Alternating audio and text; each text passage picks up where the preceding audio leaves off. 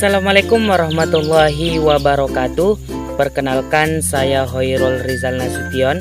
Saya mahasiswa Universitas Islam Negeri Sultan Syarif Kasim Riau, Fakultas Usuluddin, Prodi Ilmu Al-Quran dan Tafsir. Di video kali ini bersama rekan saya Depi Damayanti Sitorus, kami akan mempresentasikan sebuah makalah yang berjudul "Pergunakan Waktumu di Dunia dengan Sebaik-baiknya". Video ini dibuat untuk memenuhi tugas pra-UAS mata kuliah tahfiz hadis yang diampuh oleh Ibu Laila Syari Masyhur MA. Tanpa berlama-lama lagi, mari kita masuk ke videonya. Berbicara tentang waktu, waktu adalah usia, waktu adalah sebuah kesempatan, waktu adalah masa pengabdian, waktu adalah masa perkembangan manusia. Time is money, waktu adalah uang. Begitulah pepatah orang Inggris. Dan masih banyak lagi hal-hal yang terkait dengan waktu. Betapa mulianya dan berharganya waktu. Namun, masih banyak di antara kita yang belum menyadari pentingnya memanfaatkan waktu. Bahkan ada yang mengabaikannya begitu saja. Disadari atau tidak, waktu kita sering dihabiskan untuk hal-hal yang tidak bermanfaat. Siang bekerja untuk bermalas-malasan, malam begadang sambil membicarakan sesuatu yang tidak berguna. Bagi yang paham pentingnya memanfaatkan waktu, ia akan menyadari makna kehidupan yang sebenarnya. Waktunya digunakan dan dihabiskan sebagai persiapan untuk menjalani perjalanan abadi. Tentu hal ini sudah sering kita dapatkan di sekitaran kita, bukan hal yang biasa lagi, bahkan permasalahan waktu ini sudah familiar di kalangan kita bersama. Banyak sekali Al-Quran maupun hadis Nabi yang menerangkan bahwa betapa berharganya waktu ini. Di antaranya sebagai berikut.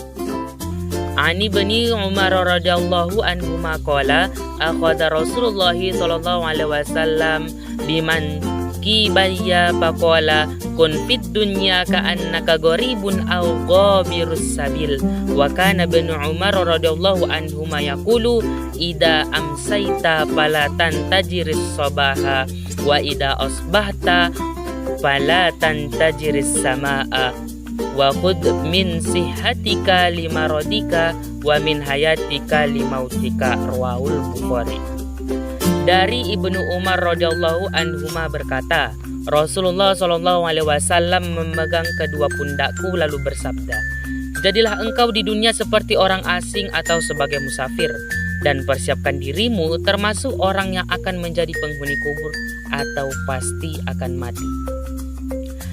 Jika kita kaitkan pembahasan ini di kehidupan kita bersama, terlebih di kalangan masyarakat luas, tentu masih banyak orang yang lalai terhadap waktu.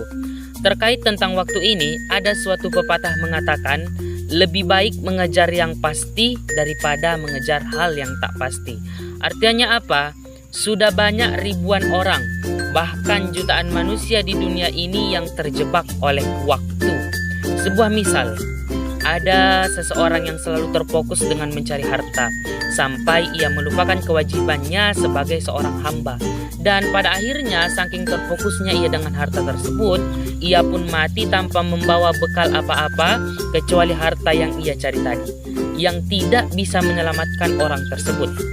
Dari kisah ini dan mengaitkan hadis tersebut di kehidupan kita sehari-hari, dapat kita ambil pelajaran bahwasanya kita tidak boleh menyia-nyiakan waktu semenit pun.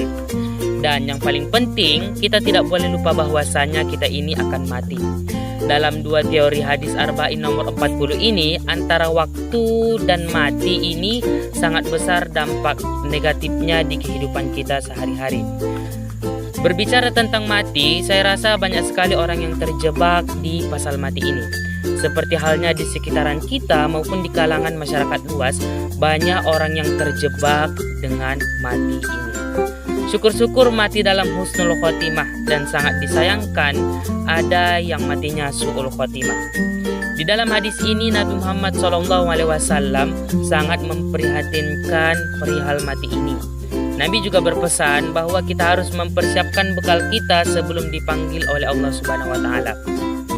Dan selalu ingat bahwasanya kita ini akan mati. Pepatah mengatakan, hidup cuman sekali, maka hiduplah dengan berarti. Penyesalan tidak datang 2 kali dan penyesalan selalu datang belakangan hari. Faedah, tanbih, dan hikmah di dalam hadis ini adalah Rasulullah memegang pundak Ibnu Umar. Itu menunjukkan keakraban dan perhatian khusus Rasulullah terhadap Ibnu Umar radhiyallahu anhu. Dan terbukti sepeninggal Khulafaur Rasyidin, Abdullah bin Umar menjadi salah satu sahabat yang menjadi rujukan para tabi'in. Hadis ini menganjurkan agar sedikit bergaul dan sedikit berkumpul dengan banyak orang serta bersikap zuhud terhadap dunia. Zuhud menurut Imam Al-Ghazali adalah ketika tidak ada ketergantungan maupun lintasan keinginan terhadap dunia, tetapi bukan berarti meninggalkan dunia, namun hanya mengambilnya sekedar kebutuhan, bukan untuk bermegah-megahan dan menuruti hawa nafsu. Dunia adalah apa-apa yang melenakan dan melalaikan kita dari Allah Subhanahu wa Ta'ala. Dan pada hakikatnya dunia adalah segala sesuatu selain Allah Ta'ala. Dan segala sesuatu selain Allah tentu hakikatnya fana dan tidak ada. Imam Ali karamallahu wajhah berkata, dunia berjalan meninggalkan manusia, sedangkan akhirat berjalan menjemput manusia, dan masing-masing mempunyai penggemar. Maka karena itu, jadilah penggemar akhirat dan jangan menjadi penggemar dunia. Tanda-tanda cinta dunia diantaranya adalah rasa sedih dan susah saat kehilangan sesuatu, dan senang bukan main jika mendapatkan rezeki sampai lupa bersyukur. Dunia bukanlah tumpuan, melainkan sarana menuju Allah Subhanahu wa Ta'ala. Adapun perkataan Ibnu Umar, jika engkau berada di waktu petang, maka janganlah engkau menunggu waktu pagi. Dan jika engkau berada di waktu pagi, maka janganlah menunggu waktu petang.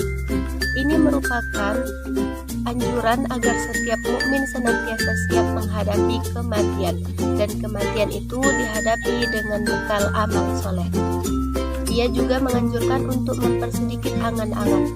Janganlah menunda amal yang dapat dilakukan pada malam hari sampai datang pagi hari, tapi hendaklah segera dilaksanakan. Begitu pula jika berada di pagi hari, janganlah bertabiat menunggu sampai datang waktu petang, dan menunda amal di pagi hari sampai datang malam hari. Kemudian, pergunakanlah waktu sehatmu sebelum kamu sakit. Ini menganjurkan agar mempergunakan saat-saat sehat dan berusaha dengan penuh kesungguhan selama masa itu, karena khawatir bertemu dengan masa sakit yang menghalang kita untuk beramal.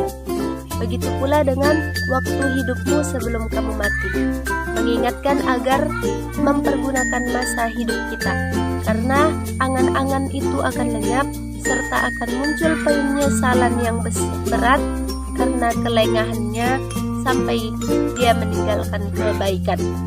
Hendaklah kita menyadari bahwa kita akan menghadapi masa yang panjang di alam kubur tanpa dapat beramal apa-apa, dan tidak mungkin dapat mengingat Allah Subhanahu wa Ta'ala. Oleh karena itu, hendaklah kita memanfaatkan seluruh masa hidup kita itu untuk berbuat kebaikan. Wallahu a'lam bishawab.